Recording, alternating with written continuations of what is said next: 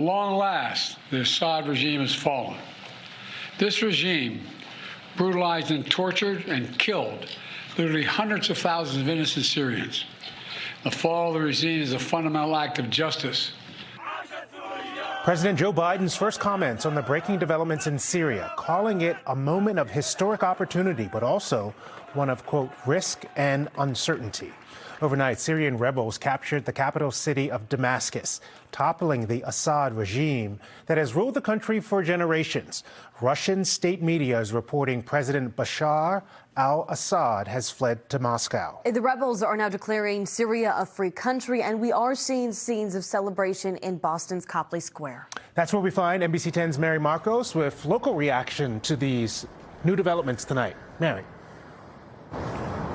Well, these steps were packed with people singing, dancing, waving the Syrian flag to celebrate their freedom, and it certainly has been a long time coming.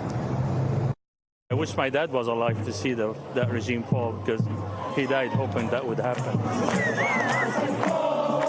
Local Syrians recording a revolutionary moment in Boston's Copley Square. A couple hundred people celebrated the end of the Assad family's regime of more than half a century. The former president relinquished his title and fled the country after rebels captured the capital Sunday. Many local Syrians have not been able to go back in over a decade due to years of atrocities under the dictator. But they say their newfound freedom gives them hope for Syria's future. A lot of people now feel really joyful and happy that this dictatorship is over.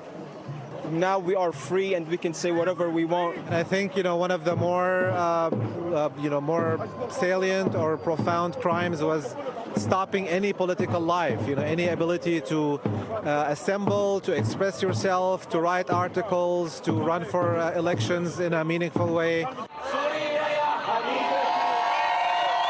And I really hope this is all behind us.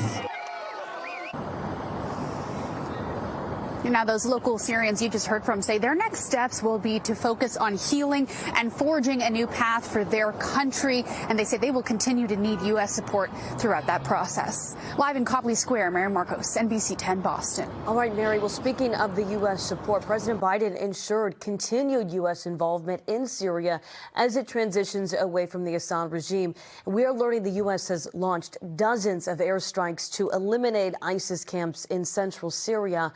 According to U.S. Central Command, also known as CENTCOM, the operation struck over 75 targets today. The goal is to disrupt the terrorist group and make sure ISIS does not seek to take advantage of the current situation.